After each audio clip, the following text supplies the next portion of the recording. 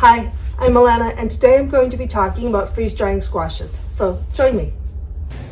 So today I'm working on some freeze-dried squash that will be ground up in a blender and then put into Mylar bags for storage.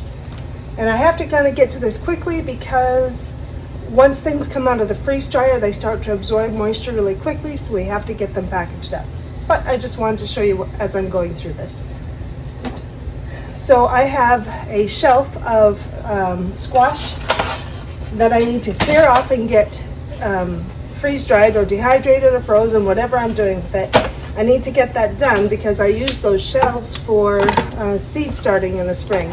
And I'm just about ready to start my tomatoes and peppers and all that stuff. So I need to have that shelf empty. But it sits in my living room and it's a great place to store my onions and squashes because the living room is a bit cooler and it's a wire shelf, so it lets the air flow around them. And I'll show you in a picture. So these are the last of my squash. These are the Lower Salmon River squash. And I also I'm doing this video today because I wanted to show you how to open up a squash that's really hard to open.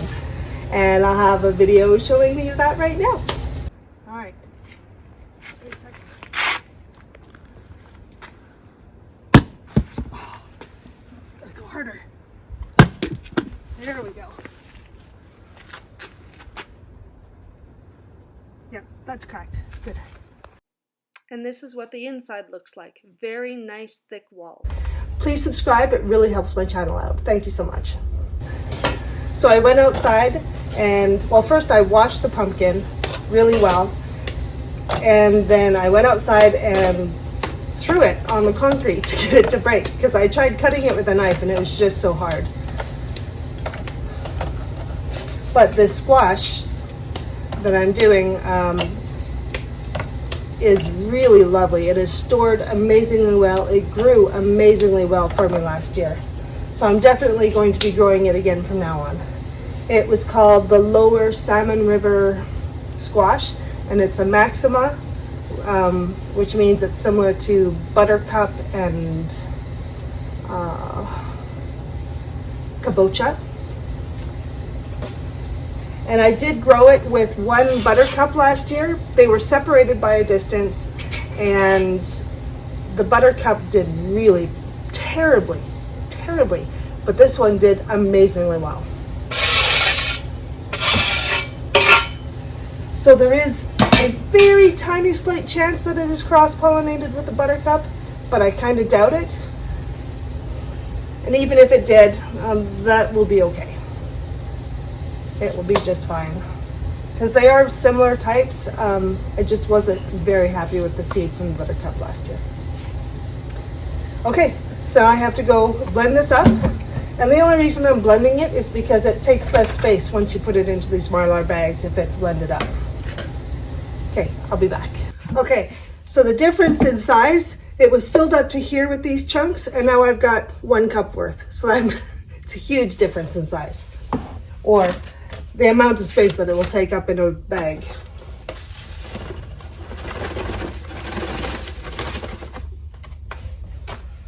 All right, now I just have to do that 4 more times. So the freeze dryer I have is a Blue Alpine, and the reason I got it was because it's supposed to be easily fixable, whereas the other freeze dryers, they're all made in the US, and I'm in Canada, so shipping is horrendous.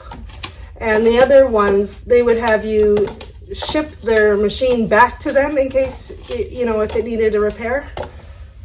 Well, shipping costs at least $500 just to ship it down there to get it repaired, and that's not really feasible if you have to do that every time it gets broken down. Whereas the Blue Alpine was supposed to be easily replaceable parts, you can do it yourself. And so far I've been pretty happy with Blue Alpine. My pump died the first year, and the first year they said to use a certain kind of pump oil, which we used, and our pump died.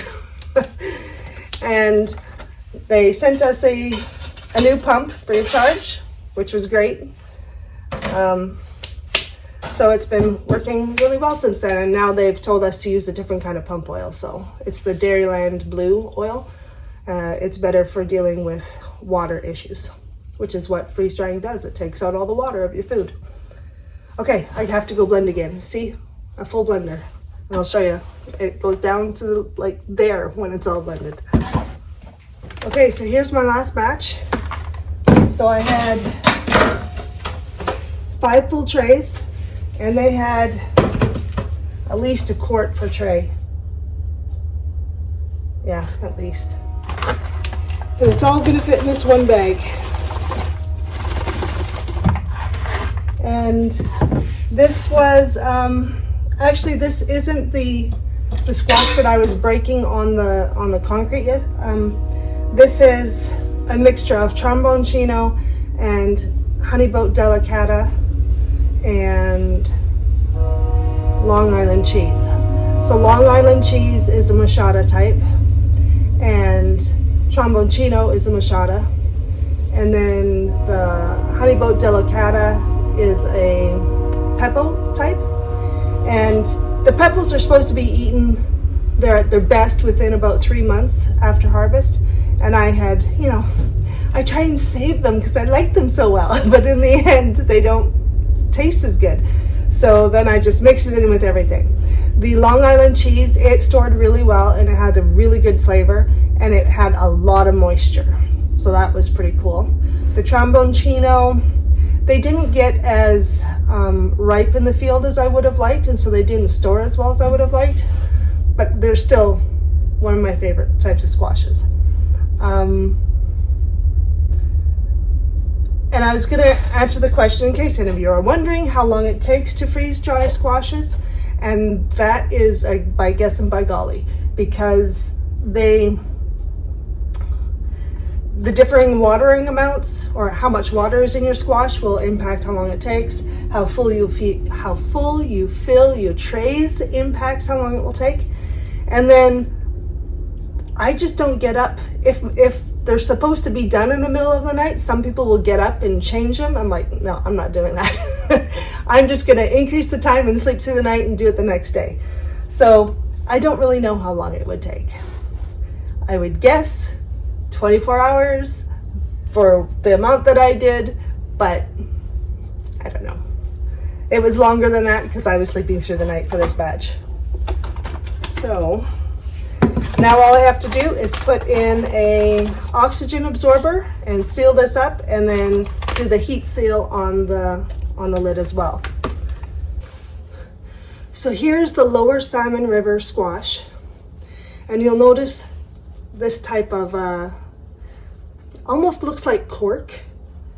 That's the stem, and that's how you know it's a Maxima. Now this, compared to like the Long Island cheese, which, sorry, I don't have one to show you, but you remember how I said the Long Island cheese was very moist and watery? This one cooks up just perfect. I think it's the perfect texture, not too watery, not too dry. Like kabocha can be dry sometimes, but this one is just perfect. And I was eating the one that I roasted up yesterday. Just mash it with some salt and pepper, and it was delicious. I didn't have anything on it at all. But having said that, I'm also doing, my diet has changed, so I'm mostly vegan, no added fats, and just lots of plain food. So fruits and vegetables as they are, a little bit of seasoning, and that's it. And so my taste buds have maybe changed, but I thought it was magnificent. And my husband did too, and he is not of the same persuasion to diet.